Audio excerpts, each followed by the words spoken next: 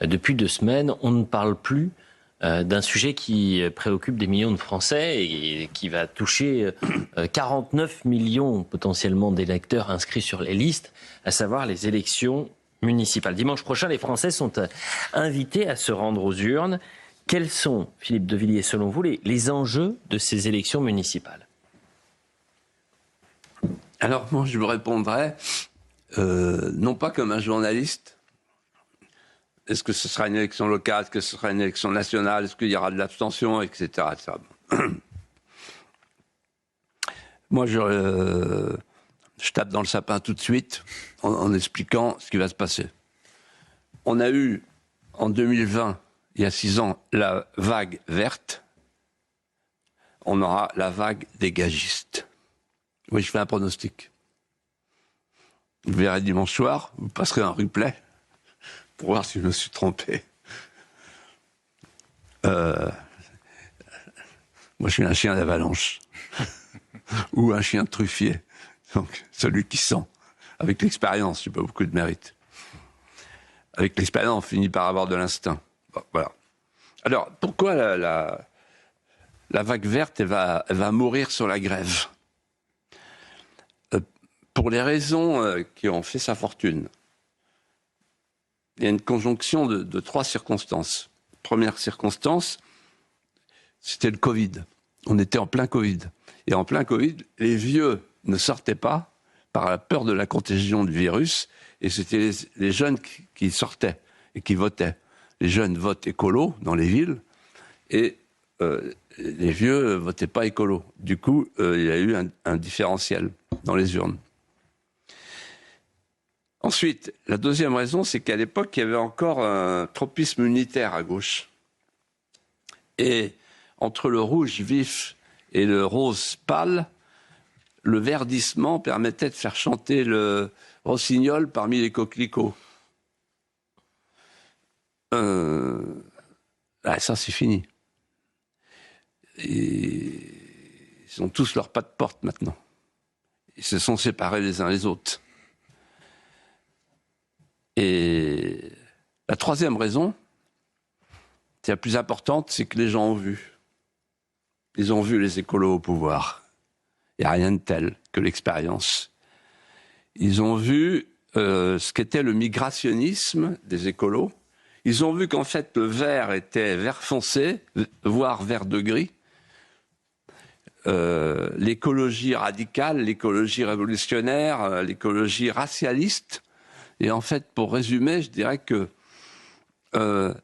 ils ont cru choisir Jean-Jacques Rousseau, les rêveries de promeneurs solitaires, côté champêtre, côté coquelicot, dans les océans de blé. Et puis ils ont eu Sandrine Rousseau. C'est pas tout à fait le même Rousseau avec la déconstruction, les hommes déconstruits. Voilà. Alors, donc la vague verte, c'est fini. Pourquoi je dis la vague dégagiste? Parce que quels sont les ressorts du dégagisme? Ce sont les enjeux régaliens qui vont s'imposer. On est au local, mais ils s'imposent. Qu'est-ce que ça veut dire, les enjeux régaliens? Si vous me permettez une formule, je dirais que les Français réclament l'ordre dans les comptes et l'ordre dans les rues. L'ordre dans les comptes. Les Français voient la faillite de ces politiciens qui sont au pouvoir depuis 50 ans et qui ont ruiné la France. Un pays ruiné, c'est un pays dans lequel on a fait la désindustrialisation, dans lequel on a fait la désertification, dans lequel on a fait la métropolisation.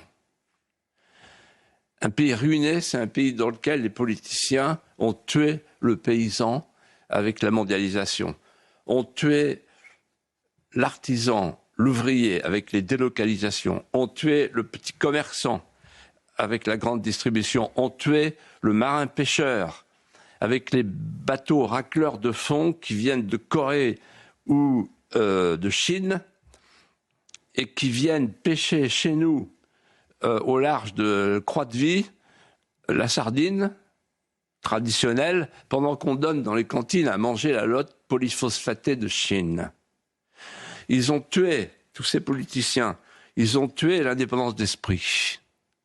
Ils ont tué une France qui pensait par elle-même. Et ils l'ont fait sciemment. Ils ont préparé, organisé l'avènement de la société mimétique, au sens où Mitterrand m'a dit un jour, le socialisme c'est la ville. Sous-entendu, en ville, on a un électorat compact, aggloméré. Il suffit d'un slogan qui court dans la rue, et c'est toute la rue qui vote dans la même urne. Et donc on a fait en fait des villes irrespirables, des villes invivables. On a déménagé le territoire. Je me souviens d'une conversation avec Olivier Guichard, qui est le patron de la DATAR, et qui me dit que le vouliez ou non, il faut qu'on suive les autres, il faut qu'on fasse des métropoles d'équilibre. Non, monsieur le ministre. Les métropoles d'équilibre, vous allez tuer les campagnes, vous allez tuer les villes. Alors, je dis l'ordre dans les comptes, l'ordre dans la rue. L'ordre dans la rue, on entend un appel au secours derrière les urnes. De tous ces Français qui disent « on n'en peut plus ». On n'en peut plus parce que, comme disait Pascal Praud dans son édito à propos de la ville de Nantes, « je ne reconnais plus ma ville ». Ils sont tous à dire ça, « je ne reconnais plus ma ville ». Ça veut dire « je ne reconnais plus mes voisins, je suis étranger chez moi ». Et donc, ça se paye cash dans les urnes, le dégagisme. Alors je dis les ressorts du dégagisme, il faut dire la cible. La cible, en fait, c'est ceux qui ont gouverné depuis 50 ans. Droite, gauche confondus. Et en fait, quand on... Si vous m'accordez une minute, je voudrais les désigner. Qui sont-ils? C'est ce qu'on a appelé l'UMPS. Bientôt, on va veiller le corbillard, là, lundi matin. Le corbillard de l'UMPS. Alors c'était quoi? En fait, c'était la convergence fusionnelle de la droite et la gauche qui ont structuré la vie politique pendant 50 ans. Le tournant, je l'ai vécu. C'est les années 90. J'ai vu le PS abandonner sa base idéologique, le grand soir, au profit de la mondialisation heureuse, le cercle de la raison, incroyable. Le capitalisme libertaire, ils sont devenus favorables au capitalisme libertaire. Et la gauche a abandonné sa base sociologique en substituant au prolétariat ouvrier le prolétariat, le lumpen prolétariat migrant. Pendant ce temps-là, la droite a fait la même chose de son côté. La droite nationale, c'est-à-dire le RPR, a abandonné la nation au profit de l'Europe et elle a fusionné avec l'UDF. Le RPR a apporté le corps et l'UDF a apporté l'esprit, si l'on peut dire. Et ils sont montés sur les mêmes estrades au moment de Maastricht, j'ai connu ça. Et en changeant de paradigme, le nouveau paradigme, c'était plus la France, c'était l'Europe.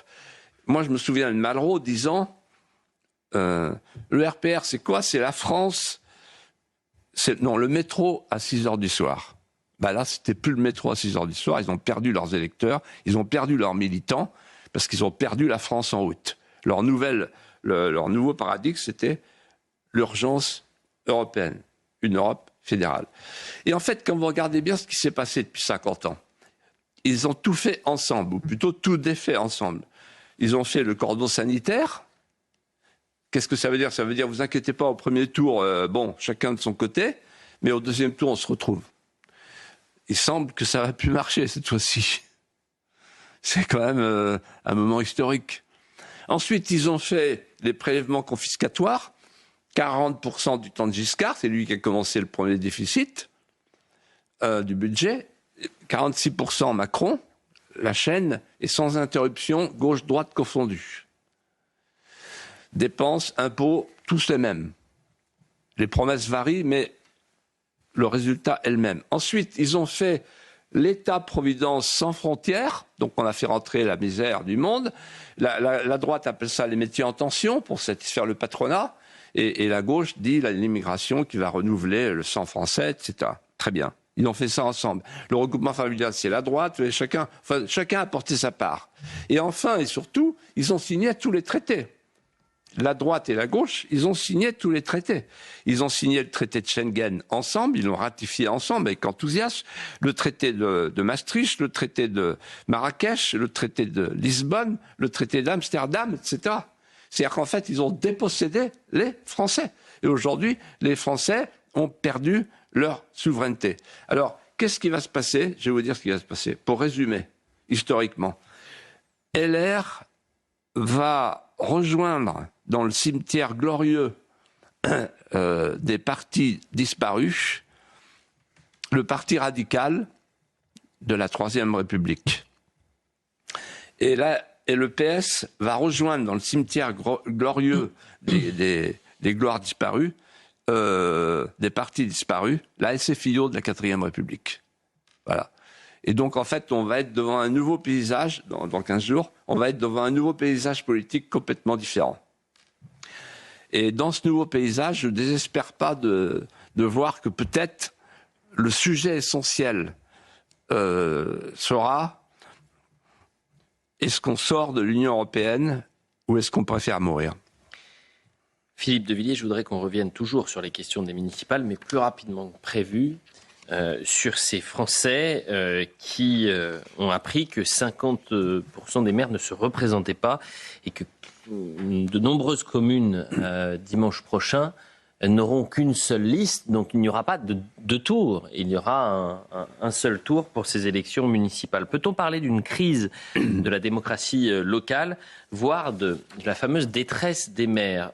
En quelques minutes, très rapidement, s'il vous plaît Philippe, pour qu'on puisse parler du Liban à la fin. Oui, alors très rapidement, moi je suis fils de maire, ancien maire et ancien président de la Conseil général pendant 20 ans, donc c'est un sujet que je connais.